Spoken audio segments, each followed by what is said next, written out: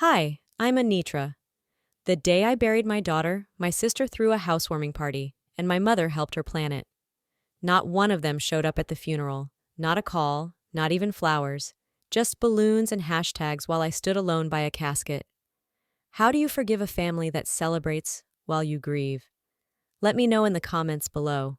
The parking lot outside Wilson and Sons funeral home was still damp from the morning drizzle. I sat in my car, hands clamped around the steering wheel, staring at the windshield like something meaningful would appear beyond it. Maria's favorite song, Rainbow by Casey Musgraves, hummed softly from the speakers, a cruel reminder of brightness she used to bring to the grayest mornings. I hadn't moved in 10 minutes. My black dress clung to my thighs, already wrinkled from too much sitting. My palms were damp. But my heart? It was dry, hollow, like something had already been scraped out days ago. My phone lit up on the dashboard. Mom, flashing on the screen. I answered on speaker, too tired to hold the device to my ear. "We're not coming," Ramona said, her tone infuriatingly bright. "We promised Darlene we'd help set up for her party." Silence. "I thought I told you," she continued. "She's doing her housewarming today." I didn't respond. My throat didn't move. It took all of me not to scream or sob. "She's been planning it for weeks," she added, now annoyed. "You know how important this is to her." I hung up. No apology, no hesitation. Just a party. I stared at the ceiling of my car. A droplet of water slid down the passenger window. I counted to 10, then to 20. Then I opened Instagram. The first story was Darlene's. She stood in the middle of what used to be Grandma's living room, holding a champagne flute. The caption read, "To new beginnings, even when others cling to what's gone." Another video played. Balloons, a grazing table, laughter. A friend said, "It's so good to see you moving on, Dare." Moving on. Mariyah hadn't even been in the ground 48 hours. I closed the app, reopened it, then watched again. Like punishing myself with the same punch over and over might eventually numb the impact. Comments flooded in. "So brave to celebrate during tough times." "Sending light, Queen. Your energy is so healing." No one mentioned Mariyah. Not a single word about the girl who used to sleep in that house, who'd once painted a sunflower mural on the kitchen wall, only to have Darlene cover it with stick-on faux marble 2 weeks ago. They erased her. I felt my fingers curl, my chest tighten. No release. Just pressure building. A message popped up on my phone. "Tariq. At the funeral home. Where is everyone?" I stared at the screen, then I typed, "Traffic." I lied. Because writing "there at a party" sounded too deranged, even for the truth. I grabbed my bag, stepped out into the heavy air, and walked toward the chapel entrance alone. As I approached the casket, I whispered, "You were worth more than balloons and hashtags." Then I pulled out my phone, and I started dialing. The chapel smelled of lilies and wood polish. The front row sat untouched, perfectly straightened, like it was waiting for a family that never arrived. I stood next to Maria's casket, hands folded in front of me, trying not to look at the empty seats reserved for those who gave her life, but couldn't give her a farewell. My mother's name was embroidered on one of the ribbons, pinned on the end chair like a placeholder for grief that would never come. I kept replaying old sounds in my head, her humming lullabies, the way she used to rock Mariyah to sleep when she was still small enough to curl into her lap. But those memories now felt like borrowed light. Temporary, fragile, misleading. They didn't show up. I knew it before I walked in, but knowing didn't soften the sting of seeing it. There was no illness, no emergency, just a housewarming party that my mother had chosen to attend instead. No flowers, no card, no phone call, since the one that gutted me in the car. The funeral ended quietly. No wailing, no spectacle, just Tariq behind me, his hand on my shoulder when I nearly buckled. Later that night, I got a message from someone I hadn't spoken to since high school. A blurry video. Darlene in a floral wrap dress, pouring champagne into flutes lined in glitter. Laughter in the background. My mother laughing with her. The same woman who once told me that grief was sacred. That family always shows up. I watched the clip again, and again. She looked rested. She looked delighted. She wasn't too tired. She just didn't want to see a casket. I called her the next morning. I don't know why. Some part of me wanted to hear her voice, to let her explain. When she answered, it sounded like she was in the middle of folding laundry. "God doesn't require theatrics," she said when I asked why. "You've mourned enough. Maria's in a better place." I didn't speak. I didn't need to. The silence I gave her was heavier than anything I could have said. She didn't fill it. She just let it hang, like something she'd grown used to leaving untouched. That night, my coworker sent me a screenshot from Facebook. It was a post from my mother. "I'm doing my best to support both my daughters. Some are too lost in grief to see love." Dozens of likes, comments filled with praise. "You're so strong. Don't let her bitterness steal your joy." I stared at the screen until the words bled into each other. Then I deleted the app. Later, I stood in the kitchen staring at a voicemail from my neighbor. The subject line read, "Just checking in." I played it. "I'm sure your mom meant well," she said. "Grief looks different on everyone." I deleted that too. I went to the drawer where I kept old photos, flipped through them until I found the one I was looking for. My mother holding Mariyah in a hospital chair, smiling just wide enough for the camera, not looking at her, not really. "You were always better at posing for love than giving it," I whispered. I folded the photo in half. The laundry basket was full of clothes I hadn't touched in weeks. I sat on the floor with it beside me, the soft cotton of Mariyah's yellow cardigan curled in my hands. It still smelled like the lavender lotion she insisted on using every night, saying it made her dreams sweeter. I folded it carefully, and then my fingers hesitated. A memory surged. Darlene's voice, casual and sharp at the same time, like she was slicing fruit with a dull knife. "That child always brings bad luck," she had said once, sipping wine on my back porch while Mariyah was at the kitchen table drawing her a unicorn. I had brushed it off at the time, like I always did. Told myself she didn't mean it, that it was just her way. But now? Now it echoed differently, louder. I opened my phone not knowing what I was looking for, and found myself scrolling through old texts. I didn't expect to see it, but there it was, a group thread. From last spring. Darlene. "Ugh! Anitra's kid is sick again. What energy is that bringing into the house?" And below that, a heart emoji. From Ramona. I stared at the screen, thumb hovering, frozen by the gut punch of something I should have seen coming. That was the night Mariyah had collapsed in the hallway, and we spent 8 hours in the ER. I had texted them after. No one replied. But they'd already reacted, hadn't they? Before anything even happened. Before she fell. Before I told them. Like she was an inconvenience, an omen, a shadow they didn't want to be caught under. My breath caught in my chest. I stood unsteady and walked to the kitchen. The picture frame on the counter showed a Thanksgiving years ago. The whole family smiling. Darlene holding Mariyah in one arm, like she weighed too much or didn't belong. I stared at that image. She never saw her as family. She never mourned her because she never really loved her. It wasn't just grief inside me now. It was something older, something I'd buried under years of silences and rationalizations. Rage. And it was growing roots. My laptop was open on the dining table. I sat down and opened my bank app, thinking I'd distract myself by organizing bills. But a strange charge blinked back at me. Blush Events. $1,248.32. I stared at it. Then another.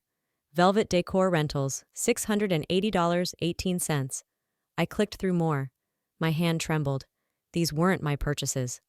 I stood, walked to the hallway closet, and pulled out the box I kept all my receipts in. They'd taken enough already. I didn't know what was worse, what I was seeing or what I already suspected I would find next. My phone buzzed. From Mom. "Can you transfer $200 this week? We're tight after Darlene's event." I didn't blink. The bills were scattered across my bed like accusations. I had been trying to find a receipt from one of Mariyah's last treatments, something I needed for insurance reimbursement. Instead, my eyes landed on something I didn't recognize. A charge from Blush Events. $1,248.32. I blinked. Looked again. The date was the same week as the funeral. I hadn't ordered anything from them. I clicked into the transaction, half hoping it was a mistake, maybe a mislabel. But when I scrolled further, More charges stacked up like a quiet ambush. Velvet Decor Rentals, Lumiere Catering, Bloom and Vine Floral, all within a 5-day window. I picked up my phone, called the bank. I asked calmly if these transactions had come from my card. The woman on the line hesitated. Yes, ma'am. These were processed using a saved card from your digital wallet, authorized by someone named Ramona Fletcher. My mother. I sat down slowly. The room didn't spin. It was worse than that. Everything stayed painfully, mercilessly still. I was paying to bury my child.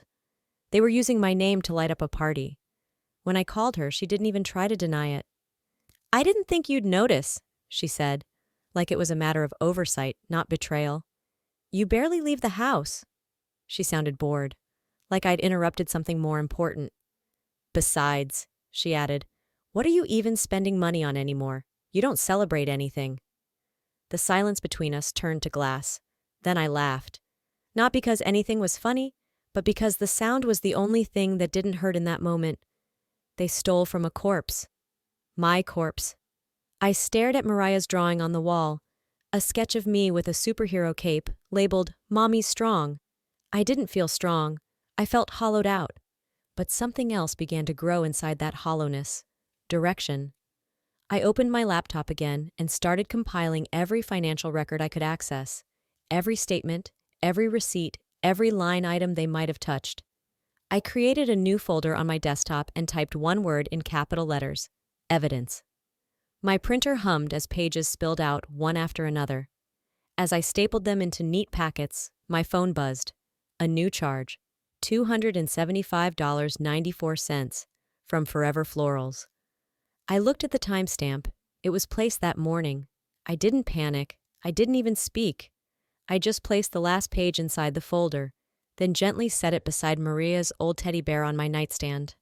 I brushed its little ear back into place and whispered, "They wanted to pretend you didn't matter.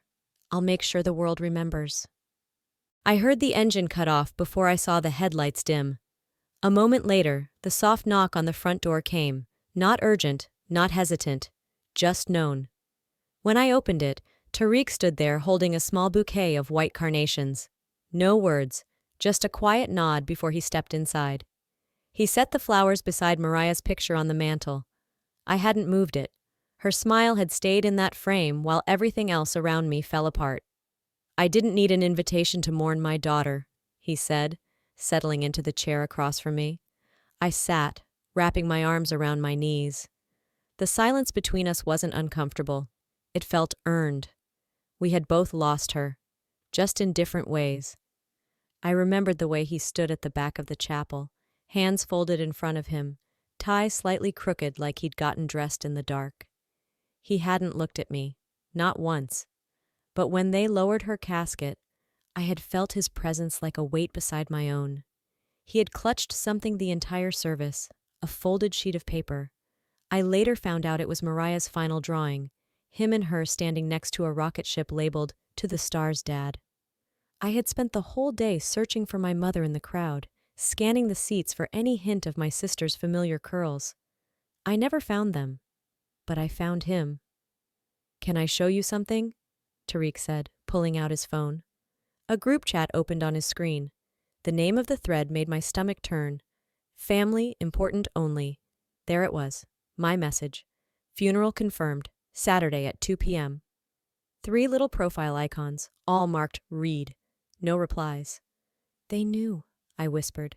"They chose not to come," Tariq said. "It wasn't an accident." My throat clenched. I looked down at the floor as if the wood grain might absorb the rage buzzing through my bones. "She kept everything labeled," Tariq said after a pause. "Mariyah, her rock collection, her stickers, even her drawings had names on them, like she knew one day we'd forget the little things." I didn't answer. My voice felt like it was somewhere far down in a well, waiting to be pulled up. "I forgot how it felt to be believed," I finally said. He nodded. "Me too." Later, after he left, I stayed curled on the sofa, staring at the folder I had labeled evidence.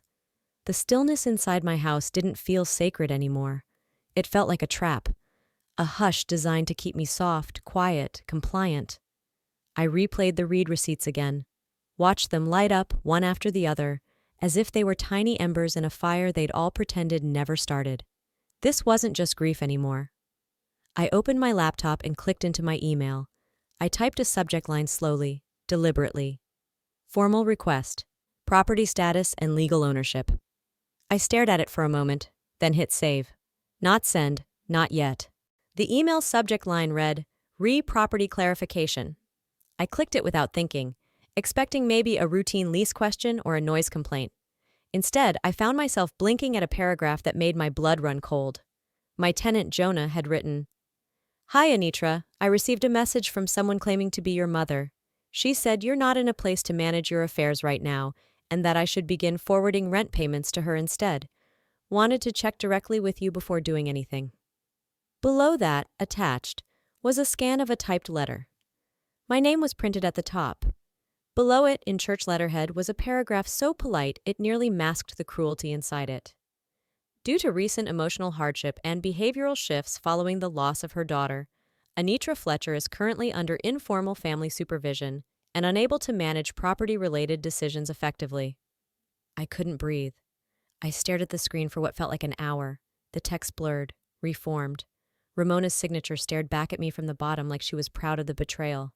The next email came 5 minutes later, this time with screenshots. Jonah had forwarded his text exchange with her. The line that cracked me in half was the simplest. She won't notice, she barely leaves her house. Not just a lie, a calculated one. Not just control, but theft, masked in language soft enough to slide under scrutiny. I wasn't shocked. That's what terrified me. I sat there, staring at my own reflection in the laptop screen, wondering how many other versions of me she'd created, how many lies she'd layered to make herself look like the hero, and me the liability. I opened a blank Word document, typed the heading, Notice of Legal Misrepresentation, then deleted it. Typed again, Violation of Agency Representation, deleted that too. Eventually I printed nothing, just saved it to the folder already growing fat with records, receipts, messages, labeled in thick black ink, evidence. Still, something inside felt too slippery, too unanchored. So I opened my phone, launched the camera, hit record. My name is Anitra Fletcher, I said softly, voice shaking even though the house was silent. This is for me, so I remember. My mother sent a fraudulent letter to my tenant. She's trying to take over my property. She said I was unstable, that I couldn't manage my life, and no one questioned her. I stopped the recording, stared at it for a moment, then saved it to the cloud. Later that evening, my phone rang, a number I didn't recognize. Local area code. Hi, is this Miss Fletcher? I'm calling from Magnolia Insurance Group. Just a quick verification. We received a document from a secondary family contact suggesting a possible guardianship status on your account. Is that accurate? The world tilted slightly, not enough to throw me off balance, but just enough to force a deeper breath. I paused, then said the only thing I could. No, it's not. I hung up, wrote the words down in a notebook, underlined them. Then I picked up my phone again, opened my voice memos, and recorded one more line. If something happens to me, my mother is behind it.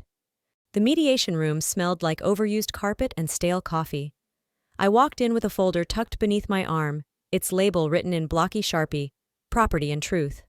No lawyers, just a neutral third party, and what was left of my family.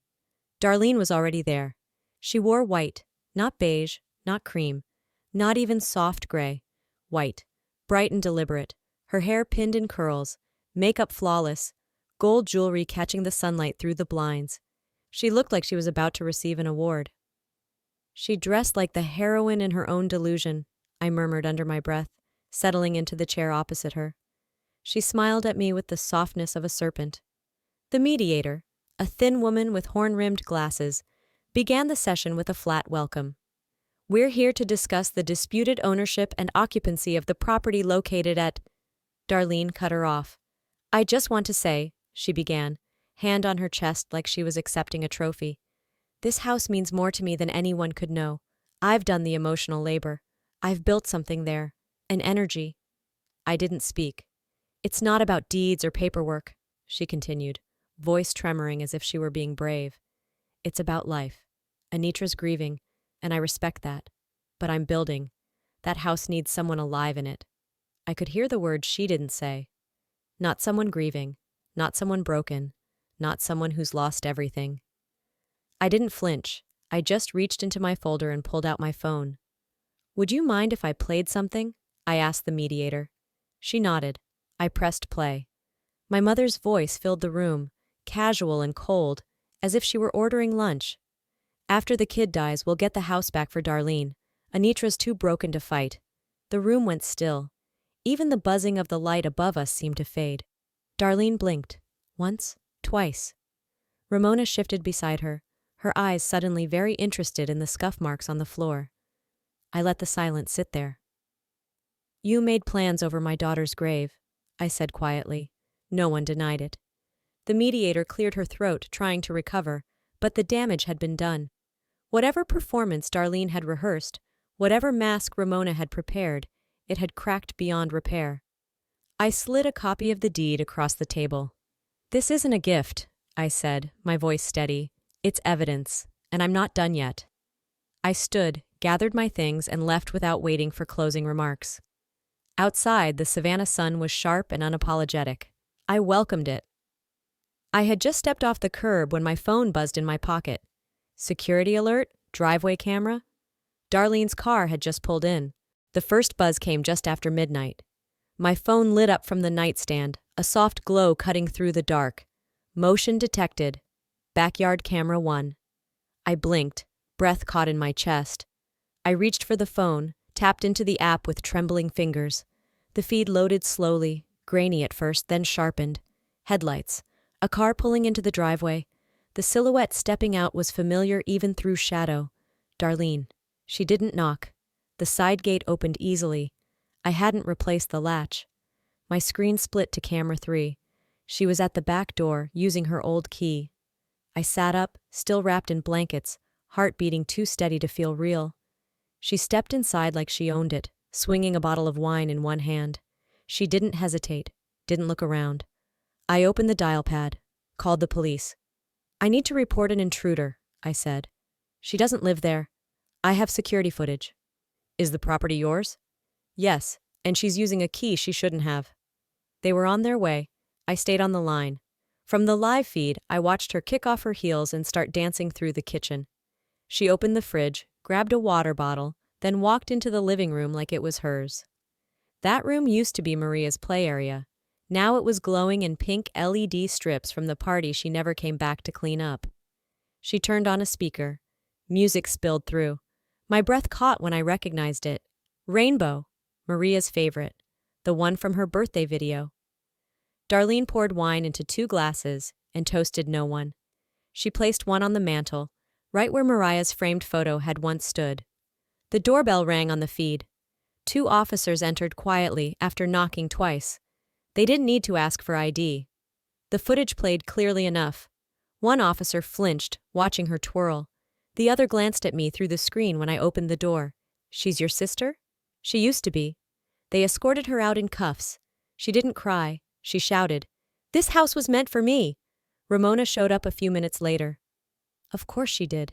She tried to approach the officers, but they held out a hand.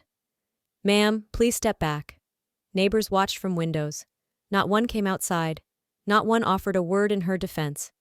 I stood across the street, arms crossed, watching the scene like it was someone else's nightmare. By morning, the locksmith had arrived. I walked the edge of the property as the last lock clicked into place. Inside, I dusted off the sill beneath Maria's old window and lined it with her rock collection, the ones she'd labeled with tiny stickers. Hope, strong, home.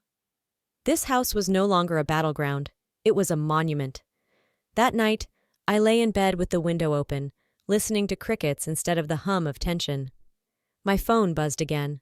Voicemail. Ramona's voice, shaky, but rehearsed. "You didn't have to humiliate us like that. She's your sister." I deleted it before she could finish the sentence. The pen glided across the paper with ease. No tremor, no pause. The attorney slid the final page toward me, and I signed my name like I was putting a period on a sentence that had dragged on too long. "It's official," she said with a kind smile. You don't owe them anything now. I nodded. There was no joy, but there was relief. I stepped outside the office into the Savannah sun, still warm despite the late season. In my bag was a copy of the transfer, the deed to the house now in the name of the Southern Hope Foundation for Pediatric Cancer. Maria's name would live on in the foyer. I had made sure of that. At the new wing's dedication, I stayed in the back. The plaque was small, understated, in memory of Mariyah Fletcher, who believed in stars and stickers and second chances. A little girl stood near the wall, holding a stuffed sloth and waving shyly in my direction. Maybe healing doesn't look like forgetting. Maybe it looks like planting. The voicemail came that night. Ramona's voice was sharp and cracked like glass. After all we did for you, Anitra, the church is asking questions now. People are whispering. You didn't need to humiliate us. I deleted the message halfway through. The next morning, I walked through the house one last time. The walls felt different. Not empty, just no longer echoing with old noise. I placed one of Maria's labeled rocks back on the sill. Peace, it read in purple crayon. Outside, a neighbor had left a bouquet of yellow tulips on the porch.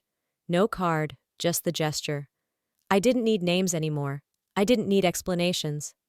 I drove to the coast that afternoon. The waves were steady, indifferent. Exactly what I needed them to be. I stood barefoot in the wet sand, holding a letter I'd written months ago but never sent. It was addressed to Mariyah. In the end, I didn't need to read it out loud. I tore it gently, piece by piece, and let it go. Watched the scraps scatter like petals in the tide. You don't live here anymore, I whispered. Not the house, not the pain, and not the people I used to call family. Back home, I turned the key in the lock one final time. Not with anger, but with certainty. My phone buzzed as I stepped away. A message from an unknown number. You did the right thing. T. Sometimes walking away isn't about giving up. It's about choosing yourself. I spent years mistaking silence for strength, thinking loyalty meant sacrificing my voice. But real peace came when I stopped waiting for apologies and gave myself permission to move forward without them. You don't need to carry the weight of someone else's shame just because they share your blood. Maybe you've been there too, hurt by the people who were supposed to protect you. If this story resonated with you, I'd love to hear your thoughts. Have you ever had to choose peace over family? What did it cost you, and was it worth it? Let's talk in the comments. Type 1 if this story touched your heart. Tell me where you're watching from, or why you stopped watching. I read everything. And if you believe more people should hear stories like this, don't forget to subscribe to the channel. Your support helps keep these voices alive. End of Fan QOY.